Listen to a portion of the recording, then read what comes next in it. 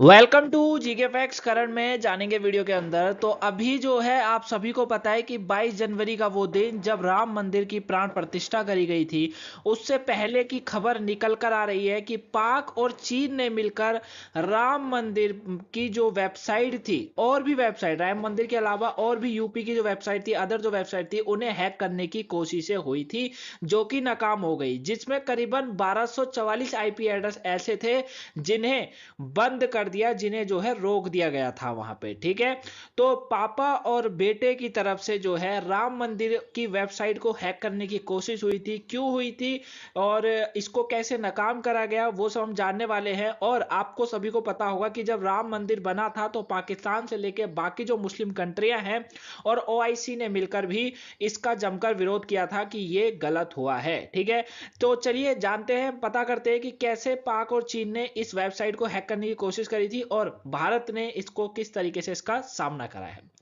तो जैसे कि आप देख सकते हैं, पाक और चीन ने जो है राम मंदिर की वेबसाइट को हैक करने का प्रयास करा 22 जनवरी को, जब रामलला का प्राण प्रतिष्ठा के ठीक पहले ही पाकिस्तान और चीन ने, यानी कि बाप और बेटे ने मिलकर हैकर्स भारतीय वेबसाइट को निशाना बना रहे थे। ठीक है, यानी कि चलो चाइना को तो समझ आता है इनके पास हैकर्स होंगे, लेकिन इनके पास हैकर कहां से आ गए, ये थोड़ा जानने वाली खबर है। क्लियर है ना? तो भैया दोनों देशों ने मिलकर हैकर्स के द्वारा वेबसाइट को हैक करने का प्रयास करा। वही ये जो रिपोर्ट बताई गई है कि ये हैक करने का प्रयास हुआ था, ये भारतीय मीडिया है इकोनॉमिक टाइम्स, पता होगा आपको। इकोनॉमिक टाइम की रिपोर्ट ने इसका दावा किया है कि रिपोर्ट के मुताबिक हैकर्स ने राम मंदिर, प्रसार भारती और यूपी सरकार से जुड़ी कई वेबसाइट है जिन्हें हैक करने की कोशिशें की थी, जिनमें ये नाकाम हो गए। भारत की टेलीकॉम ऑपरेशन सेंटर यानी कि टीएसओसी की प्राण प्रतिष्ठा से पहले करीब इन्होंने 264 वेबसाइट पर नजर रख रखा था, और Ram Mandir, Prasar Bharati, UP police, airport, UP tourism समेत कई वेबसाइट शामिल थी, जिन पर किसकी नजर थी? टेलीकॉम ऑपरेशन सेंटर की। यह भारत की टेलीकॉम ऑपरेशन सेंटर है जिसने 264 और ऐसी वेबसाइट थी जिन पर नजर रखी थी, जिन पर यह खतरा मंडरा रहा था कि वो हैक हो सकती है, और अगर हैक हो जाती तो एक गलत संदेश पूरे देश में पहुंचता। ठीक है, हो सकता है दंगे भी हो सकते थे, तो लेकिन ऐसा हुआ नहीं। इसी दौरान बताया गया है कि टीएसओसी ने करीब 140 आईपी एड्रेस ऐसे मिले थे जो राम मंदिर और प्रसार भारती वेबसाइट को टारगेट कर रहे थे। यानी कि आईपी एड्रेस के बारे में अगर आप थोड़े, आप आजकल फोन सब चलाते हो तो आपको आईपी एड्रेस बहुत अच्छे से पता होगा। आईपी एड्रेस होता क्या है? आईपी एड्रेस मतलब आपके फोन में एक नंबर होता है जिसके थ्रू अगर वो नंबर किसी को भी मिल जाए, ठीक है, मान लीजिए वो नंबर किसी को मिल गया आपके फोन से, तो आपका फोन हो, लैपटॉप हो, अदर कोई भी टेक्नोलॉजी चीज, वो अच्छे से हैक हो सकती है, आराम से हैक हो जाएगी, आपको पता भी नहीं चलने वाला कि वो हैक हो गई। ठीक है, आप कुछ करोगे, होता कुछ। आपने बहुत बार सुना भी होगा कि भैया किसी की आईडी हैक हो गई है ना, किसी का इंस्टाग्राम हैक हो गया, तो वो सब यही माना जाता है, इसी को आईपी एड्रेस हम लोग बोलते हैं। क्लियर है? अब इस पूरे कांड में जैसे मैं आपको बता रहा हूं कि चीन और पाकिस्तान बाप बेटा मिले हुए हैं, लेकिन चीन और पाकिस्तान ही नहीं बल्कि इसमें कंबोडिया के भी आईपी एड्रेस है जिन्हें हैक, मतलब जिन्हें रोका गया था भारत सरकार की तरफ से। और इस रिपोर्ट के मुताबिक चीन, पाकिस्तान, कंबोडिया ही नहीं बल्कि अपने भी कुछ लोग थे जो ऐसा काम कर रहे थे। देखिए, 21 जनवरी को पाकिस्तान और चीन की तरफ से साइबर क्राइम की कोशिश तेज हो रही थी। इसी दौरान करीबन 1244 ऐसे आईपी एड्रेस थे जिन्हें ब्लॉक करा गया था, हांगकांग और कंबोडिया के थे।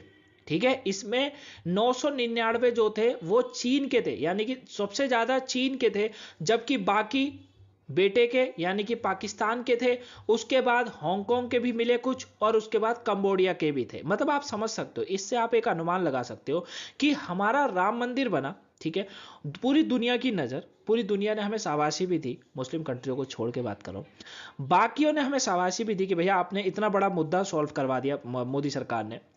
लेकिन दूसरे कंट्रियां क्या कर रही थी? उसे हैक करने का प्रयास कर रही थी। तो आप समझ सकते हैं कि ये सरकार की पहचान मान लीजिए, या हमारे राम जी का जो है उनका आना मान लीजिए, इतना पावरफुल था। क्लियर है ना? इसके अलावा बताया जा रहा है कुछ आईपी एड्रेस भारत के ही थे, कुछ आईपी एड्रेस भारत के भी मिले, जिनके खिलाफ जरूरी कार्रवाई की गई है। इन्हें तो नहीं छोड़ेगी सरकार बिल्कुल, और योगी जी तो बिल्कुल ना छोड़े। रिपोर्ट के मुताबिक एक भारतीय अधिकारी ने बताया कि इन साइबर हमलों का सामना देश में ही बनी तकनीक के जरिए किया गया। ठीक है, सामना मतलब पता लगाया गया। इससे पहले भी G20 समिट के दौरान भारत की डिजिटल इंफ्रास्ट्रक्चर की रक्षा के लिए इन तकनीकों का इस्तेमाल किया गया था। अब भारत को पता कैसे चला, या भारत के जो टीम है उसे पता कैसे चला कि हमारे हमारे देश के अंदर 22 जनवरी को जो प्राण प्रतिष्ठा होने वाली है उससे पहले साइबर अटैक हो सकता है। ये भारत को पता चला AI और मशीन लर्निंग टेक्नोलॉजी की सहायता ली गई थी, जिसने ये बता दिया कि भैया साइबर हमले से पहले ही ये जानकारी हासिल कर दी कि साइबर हमला हो सकता है, होगा, क्योंकि बहुत सारी कंट्रियां इसके पीछे पड़ी हुई, जैसे चीन 999 साइबर अटैक करने वाला था। अगर ये हो जाता तो एक बहुत बड़ा खतरा देश के लिए आ जाता, ठीक है ना। तो AI और मशीन लर्निंग टेक्नोलॉजी की सहायता से ही हुआ। जैसे AI वैसे तो पूरे दुनिया के लिए खतरनाक मानी जा रही है, मनुष्य के लिए खतरनाक है, लेकिन ऐसे कामों के लिए AI का होना बहुत जरूरी भी है। क्लियर है। अब रिपोर्ट के मुताबिक जैसे मैंने आपको बता ही दिया, लेकिन पाकिस्तान इसका विरोध क्यों कर रहा है, या मुस्लिम कंट्रियां इतना इसका विरोध क्यों कर रही थी राम मंदिर का। देखिए, पाकिस्तान का कहना था कि राम मंदिर भारतीय लोकतंत्र पर एक कलंक है। ठीक है, आपने सुना होगा, मैं आपको बता देता हूं। देख सकते हैं आप यहाँ पर पाकिस्तान ने जो है राम मंदिर की प्राण प्रतिष्ठा के बाद पाकिस्तान के जो विदेश मंत्रालय है उन्होंने इसकी निंदा करी थी, और 22 जनवरी को एक स्टेटमेंट में मंत्रालय ने कहा था कि यह मंदिर बाबरी मस्जिद को तोड़कर बनाया गया है। ये इन्होंने क्लियर बोला कि भैया ये बाबरी मस्जिद को तोड़कर बनाया गया है। अभी रुकिएगा, रुके रहिएगा, ये वो कंट्री बोल रही है जिसके यहाँ पे खाने को आटा नहीं है, और इनके वहां हर महीने एक मंदिर तोड़ा जाता है, मंदिरों को तोड़ा जाता है, हिंदू को बहुत गंदे ढंग से रखा जाता है, बहुत गंदा उनका विचार करा जाता है, और ये देश हमें समझा रहा है कि हमने बाबरी मस्जिद को तोड़कर राम मंदिर बनाई है तो वो हमारे लिए कलंक है। अरे तुम तो हर दिन मंदिरों को तोड़ते हो, तो फिर तुम्हारे लिए कितना कलंक है। और मंदिरों को तोड़ते हैं इसलिए इनका हाल यह है कि इन्हें आटा भी नसीब नहीं हो रहा है। वहीं इन्होंने कहा ध्वस्त मस्जिद की जगह पर बना मंदिर आने वाले समय में भारतीय लोकतंत्र के माथे पर कलंक है। अपने कलंक को नहीं देख रहे हैं, जो जिनसे निपटाया भी नहीं जा रहा है। ठीक है। भारत में बढ़ती हिंदुत्व विचारधारा धार्मिक सद्भाव और क्षेत्रीय शांति के लिए एक बड़ा खतरा है। मतलब हमारा देश हिंदुत्व वाली देश, ठीक है, भारत देश जहां पर पूरे पूरे विश्व में जहां हिंदू धर्म सबसे पहले आया, उसके बाद भी ये लोग बोलते हैं कि हिंदू विचारधारा जो है वो क्षेत्रीय शांति के लिए बड़ा खतरा है, और तुम्हारे यहाँ पर तो हिंदू विचारधारा है नहीं, फिर आटा क्यों मांग रहे हो, है ना।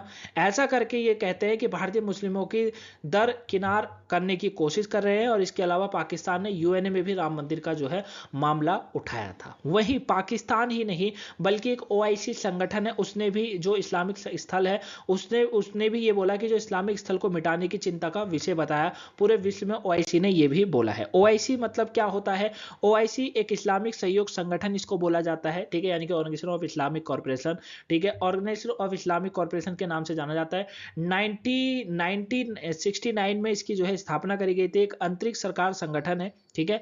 संयुक्त राष्ट्र के बाद 4 महाद्वीपों में फैला ये 57 राज्यों का सदस्य वाला दूसरा सबसे बड़ा संगठन माना जाता है। इसके अंदर 48 मुस्लिम बहुल देश है जो कि शामिल है, याद रखिएगा, ठीक है ना। और इसने भी बहुत जमकर विरोध करा था। देखिए यहाँ पर यूएनए में जब पाकिस्तान के राजदूत मुनीर अकरम ने OIC की मीटिंग में बाबरी मस्जिद की जगह राम मंदिर का बनाए जाने का आलोचना की थी। इसके अलावा मुनीर ने यूएनए की एक जो संस्था है अलायंस ऑफ सिविलाइजेशन के अधिकार को जो है खत लिखा था। इसमें कहा गया था कि भारत में मंदिर बनाने का ट्रेंड से ना सिर्फ भारतीय मुस्लिम बल्कि पूरे इलाके की शांति को भी खतरा है। मतलब अभी तक खतरा नहीं था, मंदिर बन रहा है तो खतरा है। बहुत बढ़िया बात है। प्राण प्रतिष्ठा के अगले ही दिन ऑर्गेनाइजेशन ऑफ इस्लामिक कॉर्पोरेशन ने भी इसकी प्राण प्रतिष्ठा की निंदा की थी, और इन्होंने कहा था भारत के अयोध्या राज्य में जिस जगह पर पहले बाबरी मस्जिद ढाई गई थी वहीं राम मंदिर बनाना और फिर प्राण प्रतिष्ठा होना चिंता का विषय है। अरे वहां था ही राम मंदिर, तो वहां पे क्या चिंता का विषय, कौन समझाए इनको। OIC ने आगे कहा था कि हम ऐसे कदमों की निंदा करते हैं जिनका लक्ष्य बाबरी मस्जिद जैसे अहम इस्लामिक स्थलों को मिटाना है। बाबरी मस्जिद वह 5 सदियों तक रही थी। अब इन्हें कौन बताए कि बाबरी मस्जिद तो एक बहाना है ना, बाकी आप समझ गए होंगे। तो ये सारी चीजें थी जो कि खतरा था, साइबर अटैक था, जिसे नाकाम कर दिया गया था टीम की तरफ से, ठीक है। और ये लोग निंदा क्यों कर रहे हैं ये भी मैंने आपको समझा दिया। इन्हें निंदा करने दे दीजिए, हमें इनसे कोई फर्क नहीं पड़ता। आई होप आप टॉपिक समझे होंगे। मिलूंगा आपसे नेक्स्ट वीडियो में, तब तक के लिए वीडियो को लाइक सब्सक्राइब शेयर जरूर करिएगा। Thank you for watching guys, have a nice day, thanks for watching.